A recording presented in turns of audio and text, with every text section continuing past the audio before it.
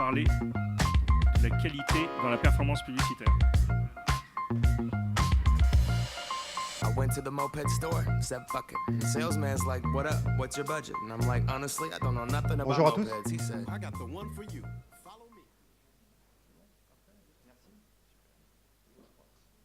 me. Bonjour à tous. Performance et qualité, programmatique et qualité, souvent considérées comme irréconciliables. Je vais faire un focus là plutôt sur la partie performance, qui est historiquement plutôt ce sur quoi le programmatique était positionné, même si évidemment le programmatic branding est en plein développement. En général, on considère les deux comme irréconciliables. Quelques citations très récentes encore cette semaine. Non, mais on s'en fiche de la visibilité en performance puisque ça marche.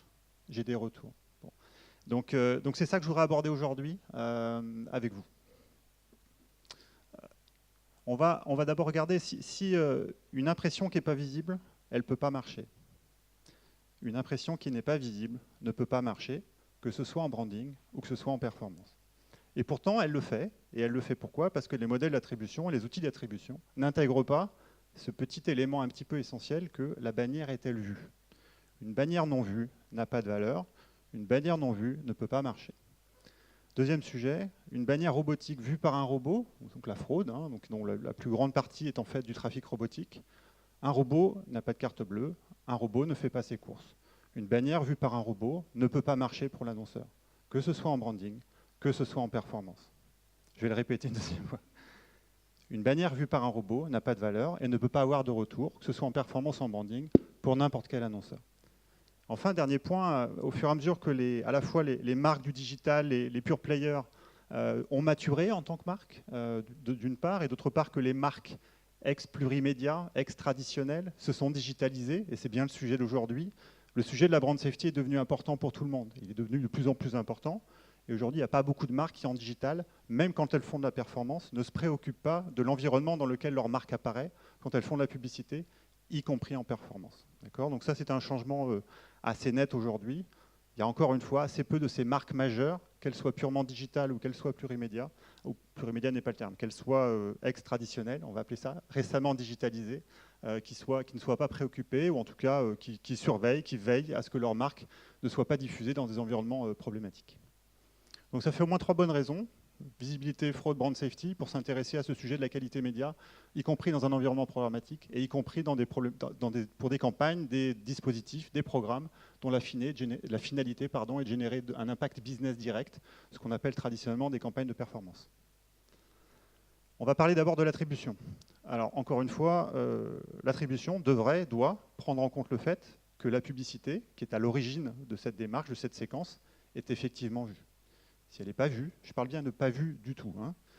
Si elle n'est pas vue, elle ne peut pas avoir d'impact. Donc première question qui est à se poser quand vous avez votre système d'attribution, qui est extrêmement central dans la plupart des dispositifs de performance, qu'ils soient programmatiques ou non d'ailleurs. L'attribution est centrale, ce n'est pas à vous qu'on va la prendre.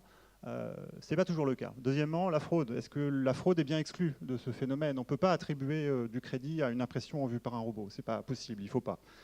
Et quand vous ne le faites pas, de fait, ça biaise complètement vos chiffres et ça biaise complètement l'évaluation que vous pouvez avoir de vos différents partenaires, puisque d'un partenaire à l'autre, ces phénomènes-là pourront être très différents.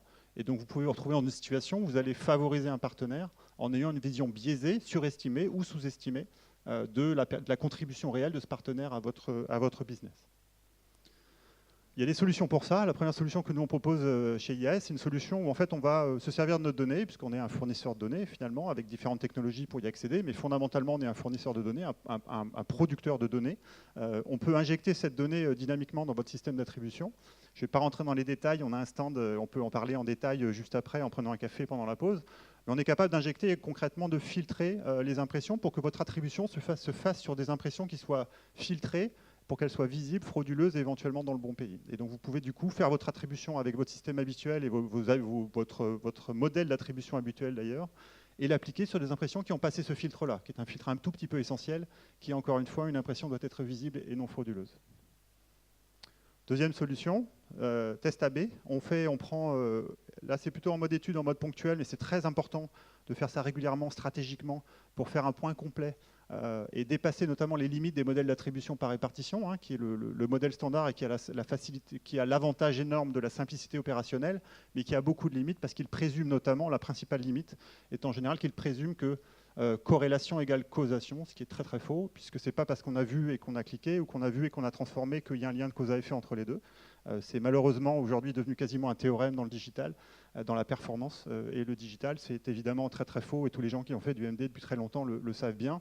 La seule vraie solution pour éviter ce biais-là, qui est très important, c'est de faire un test AB. On peut faire un test AB, c'est ce qu'on fait en se servant de la donnée de visibilité pour discriminer entre exposé et non exposé, qui paraît assez évident et assez de bon sens. Et donc on va créer deux groupes, les gens absolument non exposés, les gens exposés, et on va comparer concrètement leurs gains de performance. Le chart est horrible, je m'en excuse, il n'est pas très lisible, mais en tout cas l'idée c'est bien de mesurer l'incrément de performance apporté par le partenaire en question. On peut faire ça à un niveau macro, ce qui permet de mesurer la contribution du média, la contribution du budget que vous avez investi et combien il a apporté réellement à votre dispositif. Et ensuite vous pouvez le faire partenaire par partenaire. Test AB, sur la base de la visibilité, c'est pas très compliqué à faire. En tout cas nous on peut le faire pour vous dans le cadre de ce qu'on propose comme solution à l'ensemble des acteurs du marché.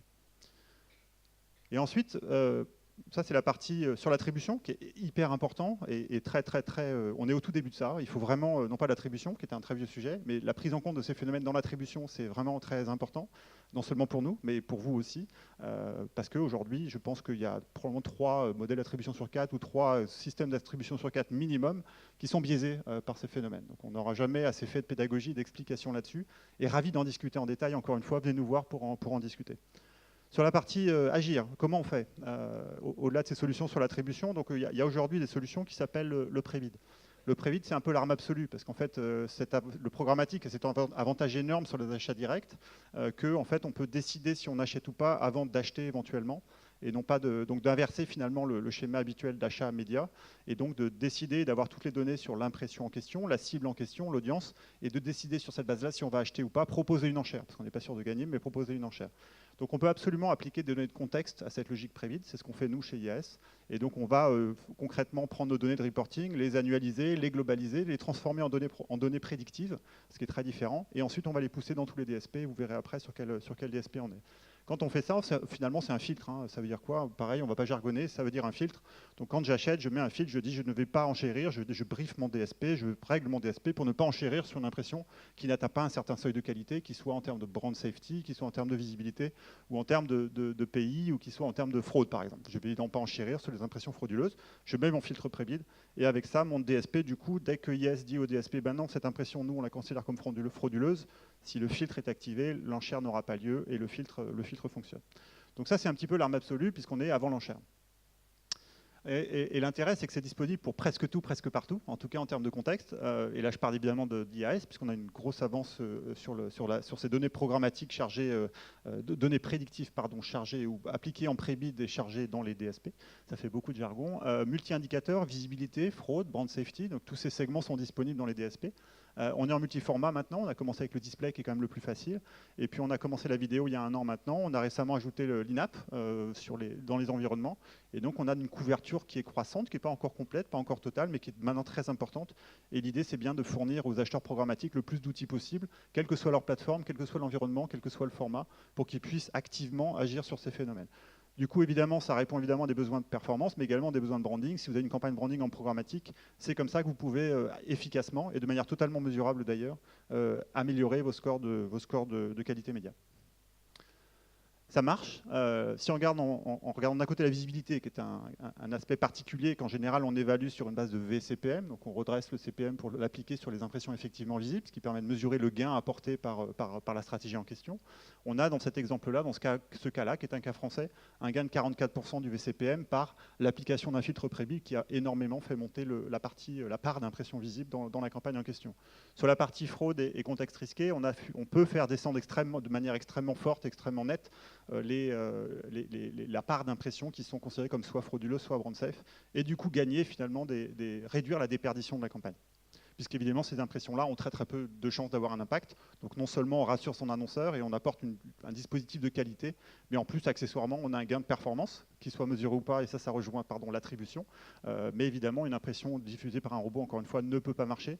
Donc toutes ces impressions qu'on bascule de robots vers des humains ont évidemment plus de chances de générer un retour. C'est disponible partout, il n'y a même pas la liste complète ici. On doit avoir aujourd'hui une vingtaine de DSP dans lesquels on est intégré, qu'ils soient vidéo, généralistes, spécialisés vidéo, spécialisés in-app. On est littéralement partout, y compris les grands, qui sont des Google, qui ont leur propre solution de visibilité intégrée dans les plateformes en général. Sur le pré-bid, on a une telle avance et la donnée d'une telle qualité qu'en fait, aujourd'hui, on est, pour illustrer juste à titre d'exemple, le premier fournisseur de données pré-bid chez Google, donc dans DBM. Donc ces données sont disponibles partout. Et donc elles sont en self-service. Vous les intégrez, elles sont directement dans vos outils. Et vous allez chercher ces segments et vous les choisissez. C'est complètement à la carte. Vous pouvez les activer, les débrancher. Et encore une fois, vous pouvez absolument mesurer leur performance puisque c'est visible dans les chiffres. Faites vos calculs. Je vous encourage à utiliser la calculette que j'ai utilisée avant. Ça doit se mesurer. Si ça ne marche pas, il ne faut pas l'utiliser, très clairement. Et normalement, ça devrait être rentable en net. Évidemment, déduction faite du coût du segment prévu. Hop. Et là-dessus, je vous remercie. Et encore une fois, on a un stand là-haut près du café. N'hésitez pas, on a une espèce de drôle de salon avec une cheminée à côté. Pour le coup, la cheminée, c'est nous qui l'avons. N'hésitez pas à venir nous chercher venir nous voir pour en discuter si vous le souhaitez. Merci.